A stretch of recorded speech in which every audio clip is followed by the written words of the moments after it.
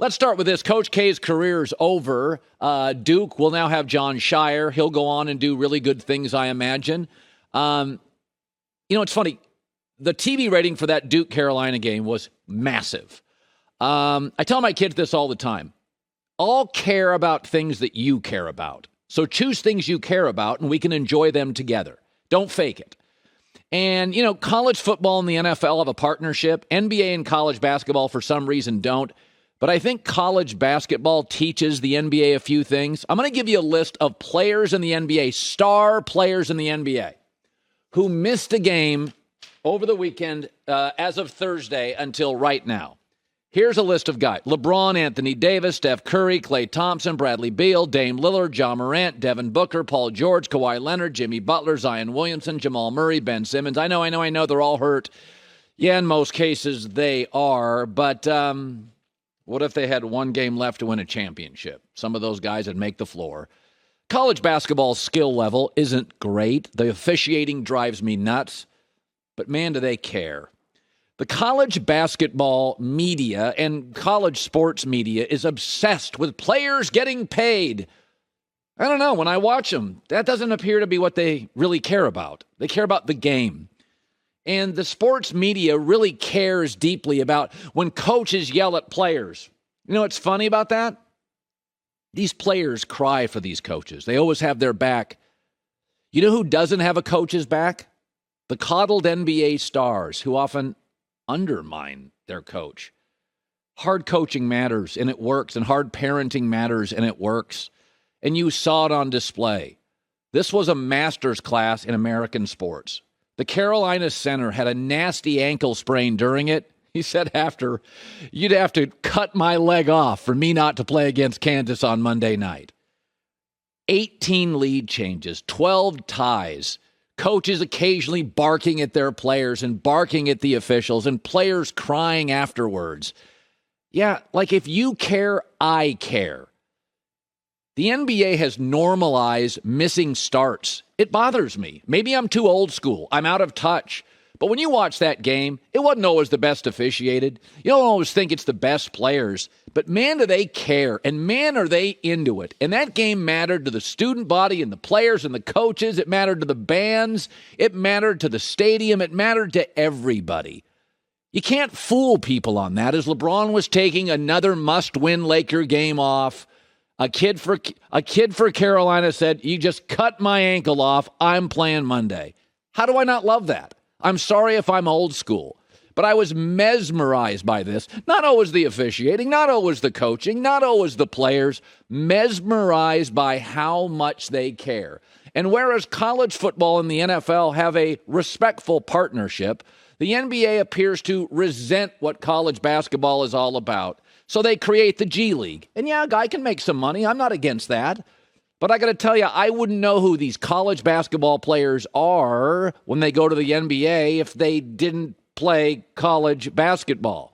That's how I fell in love with Jalen Suggs at Gonzaga, now with the Orlando Magic. What if he'd have gone G League to the Magic? Good luck with a shoe deal. I'd have never seen him play. I just thought this weekend was great. I thought the tournament was great. It was the one sport that was canceled due to COVID, and the ratings have indicated we missed it. It's imperfect, but it's incredibly valuable. That's what passion does. Tip of the cap to both schools and both amazing programs for one of the best 3 hours of sports television I can recall. It was absolutely fantastic. Tonight, don't look at me. I got no idea. I've been doubting Carolina the whole time. Caleb Love takes games over. I don't know how Carolina, I thought about this during the game. I thought whoever wins the Duke-Carolina game, how in God's name do they match that intensity for Monday night Kansas, who had an easier dominating win? I don't know how they do it. I have no idea who wins tonight. Can't wait to talk to Roy Williams because the man who replaced him has done a remarkable job, and what a story that is. It's very rare when you get a big brand in sports and they're an 8-seed or an underdog. So you get all their brand and all their talent and all their passion and all their coaching and all their excellence, and they have a chip on their shoulder because nobody believed in them. That's what you have in Carolina tonight. You don't get that. Alabama doesn't go into a lot of bowl games as an underdog. Either does, Oklahoma or Ohio State. When you get both of those, hunger and a big brand and playing well, can't wait for tonight. Well, Friday, I didn't work Friday. Joy did a great job. It was only an hour show, and she crushed it. Alexi Lawless World Cup draw. We'll get into that later. LeBron sent out a tweet on April Fools. It kind of was a thud. The tweet was, "Hey, I'm out for the season officially. See y'all in the fall." Didn't really read the room. The problem with the tweet is I didn't think it was a joke. It was sort of on brand for 2022. There's nothing funny in Los Angeles about this Laker mess. LeBron feels, and I'm going to be as honest as I can here because I like LeBron, but he feels disengaged above it all. He wanted Westbrook. It's a disaster. He steers clear of it. Not my call. LeBron's fallen into and I guess it's almost inevitable when you're as rich and powerful and great and have the legacy, into I'm sort of too cool for this mess vibe. Like he had a checklist of things he wanted to do in L.A. Move here, get rid of the young guys, get AD through clutch sports, win a title, and crush in business. Yeah, he got all those. And now what's the city of Los Angeles and the Lakers left with? Just an old, dilapidated, uneventful, uninspiring roster. And LeBron, hey, man, not my issue, man. I guess he won. It's felt in the last year that LeBron got a lot more out of the city of Los Angeles than the city of Los Angeles has gotten out of LeBron. We have a Super Bowl champion now. We also have the best run baseball team. We still have our beaches, mountains, our great food, our great city. And there's really no reason to be beholden to LeBron. He's played about 100 of the 150 games on the schedule the last 2 years. He's missed a third of the season. Now, of course, he's in his 19th year, so I'm not holding it against him, but this franchise decided to give LeBron everything he wanted. They're on a 6-game losing streak. They're 16 games under 500. Don't joke about it. Like the Duke, Carolina, Kansas kids, Villanova kids, at least pretend you care. They really do.